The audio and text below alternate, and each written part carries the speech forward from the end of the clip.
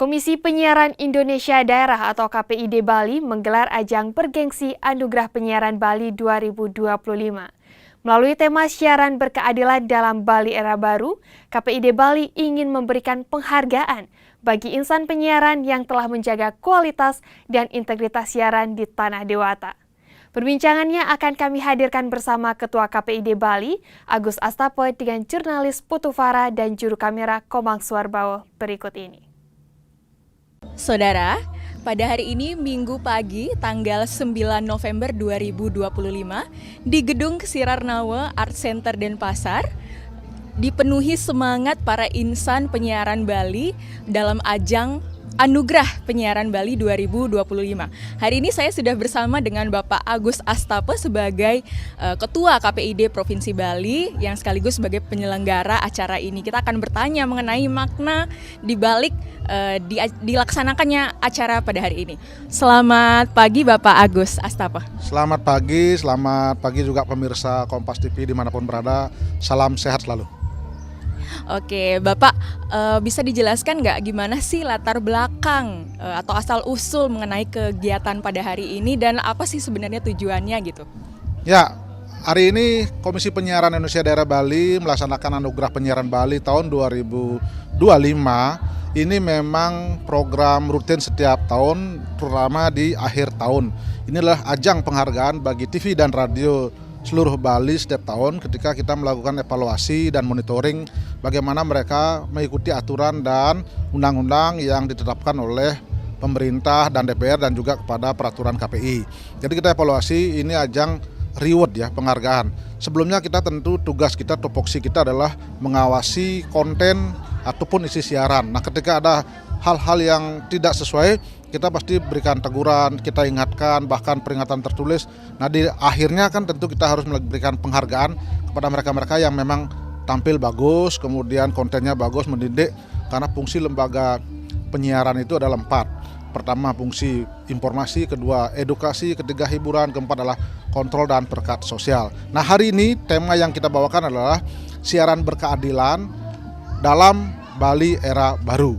Nah, kenapa temanya ini? Karena kita dengan TV digital sejak 2 tahun lalu, tentu sekarang di Bali kita harapkan semua masyarakat Bali bisa menonton televisi tanpa ada pembedaan, terutama akibat perbedaan geografis antara Bali Utara dan Bali Selatan.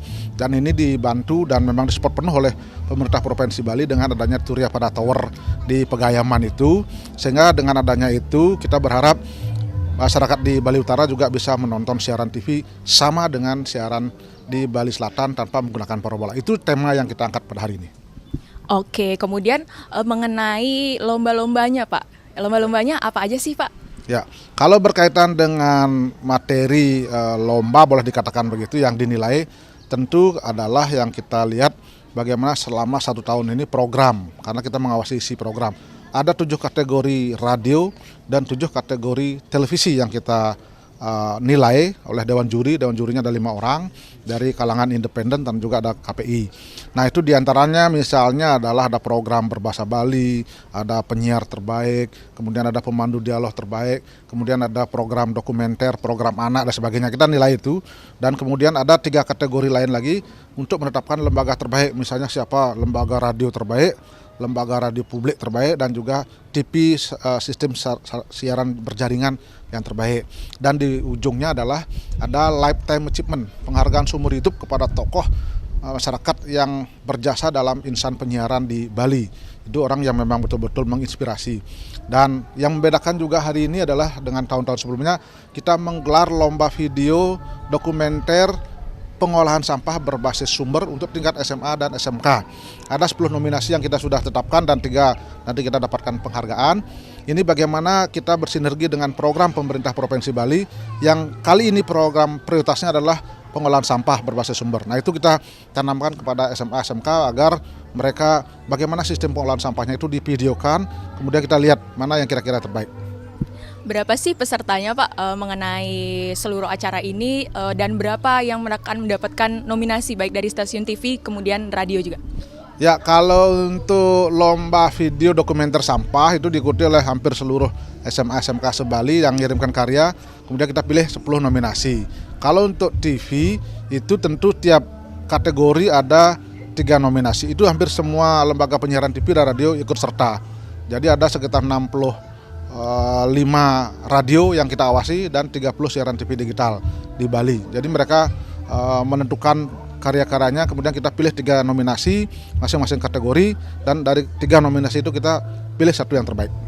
Oke, kemudian yang terakhir mungkin harapannya Pak dari acara ini apa sih sebenarnya?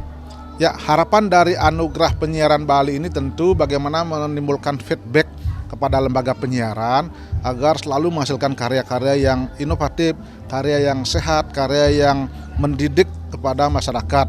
Di tengah derasnya era media digital, banyak sekali ada informasi hoax, informasi negatif yang muncul, sehingga dengan adanya siaran-siaran yang sehat, konten-konten yang baik, konten yang mendidik, mereka kita harapkan menjadi lembaga verifikator ya. Ketika ada hoax, jadi kalau di TV, radio tidak ada informasi itu, pasti kemungkinan informasi itu bohong. Inilah yang kita harapkan agar lembaga penyiaran di Bali selalu membuat konten yang sehat, edukatif, dan informatif. Oke, baik. Terima kasih ya Bapak ya. Semoga harapannya tercapai dalam acara APB 2025 hari ini.